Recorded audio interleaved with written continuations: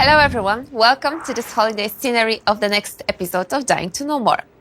Recently, you flooded us with thousands of comments about one thing, health bars. So today, together with my guests, we will talk more about user interface and experience of Dying Light 2 See Human. Hello Agata. Hello. Are you ready to reveal some secrets? Sure, but to be honest, there are not that many secrets there. User experience is all about finding the balance between maximizing the fun that game is giving to the players, but also making it more immersive, especially when it comes to first-person gameplay. Okay, so can you tell us more about it? So what is your main goal in creating user interface in Dying Light 2 See Human? When we are creating UI, the most important thing for us is to make this game as easy as possible to understand for the players. And this is why we gathered thousands of hours of recording for the playtest and gigabytes of data to help us find this perfect mix. And how do you do that? It is challenging, of course, but after analyzing all of those data, we find different profiles of our gamers. For example, there are those players who are more experienced in action games. For them, they prefer more immersive experience, so they would like to turn off every possible HUD elements. But on the other hand, there are also those players that love information.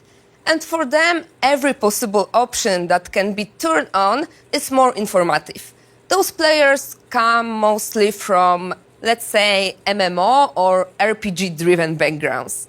They love to have every possible widget turned on the HUD to see what's the progress of their quest or what's the enemy health bar is. Okay, and what about player skill level? We also have less skilled player, and during the playtest, then they enjoyed and even asked us for any additional help that UI can provide them.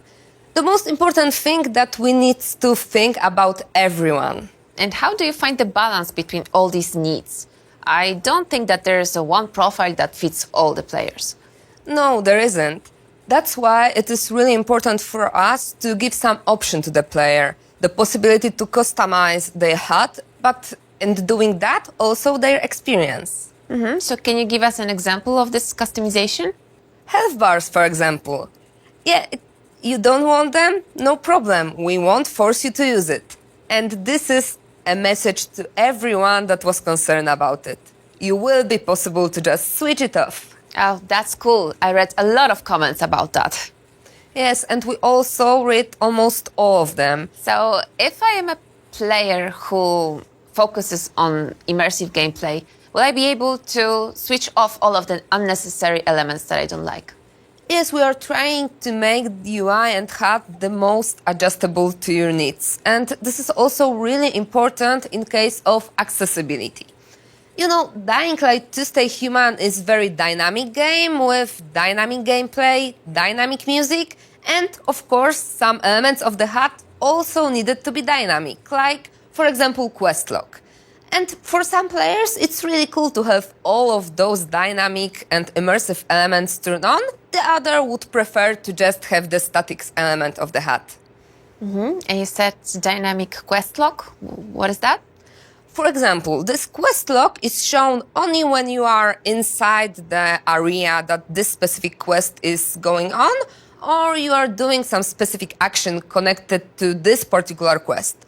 But of course, if you feel the need to see some more information about it, you can simply hold the button and the quest log will appear on the screen. Okay, so all of the actions that are happening around me in my gameplay also will be reflected on the screen.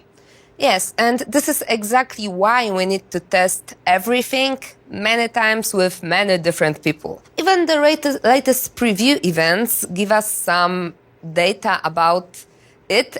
And after analyzing this, we find out that sometimes less is more. What do you mean?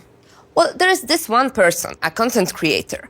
After his previous session, he made a video that's showing how cool and great he is while parkouring. So on this gameplay, he's doing one combo after another, and this small widget that is popping up on the screen while you're gaining parkour experience point on this video is visible all the time for almost 3 minutes when he was tracking one combo after another. It was insane. Okay, so what does it tell you from the user experience perspective?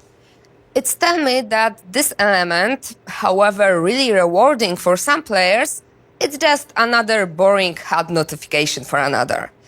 Well, I mean, this element is really great, because it was created with our audio team to be aligned with dynamic music that we have in game.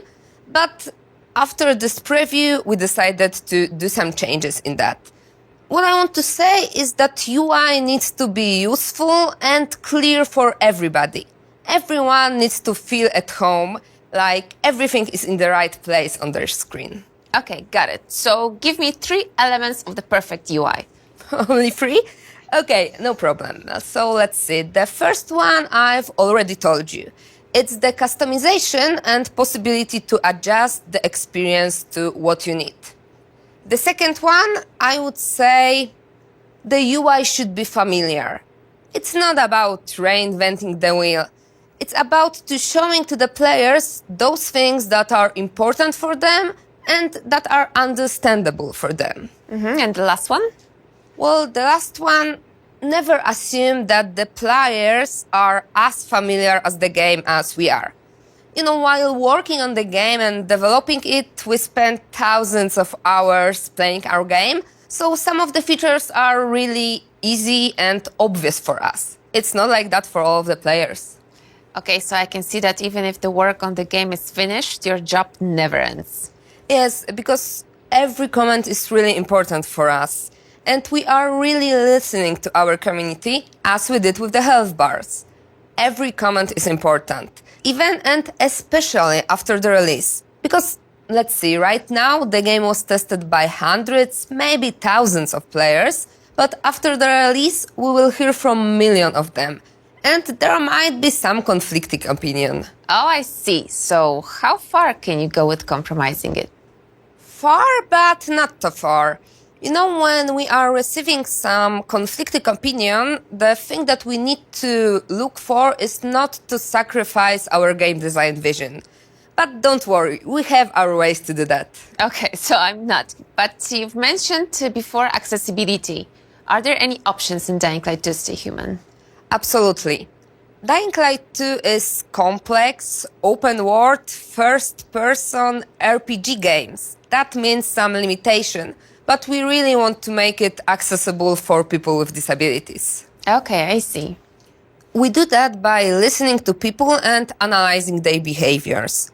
This is what's really important to me and in user experience itself, that it should really suit the people. Can you give us any examples of accessibility in Dying Light 2? Sure. For example, we have some option to customize the visuals of the dialogue, so the size of the text, background color, or the color of the speaker names for those with visual and hearing disabilities. There's also possibility to switch between tapping to holding the button for quick time events for those with motion disability. And we also add a couple of profiles for color blindness people, but we are still exploring this area. Okay, but what about, for example, left-handed people? Oh yes, we are going to have a special control profile for left-handed people too. And once the Dying Light fans starts playing and sharing their experience, we are planning to add even more. We can't wait to hear their feedback. Okay, thank you, Agata. You shared a lot of information with us. Thanks, Paulina, for having me here. And as always, thank you very much for watching us today. And remember that Dying Light 2 Stay Human will be released really soon. So don't forget to pre-order it at preorder.dyinglightgame.com. See you soon. Happy holidays. And remember to stay human.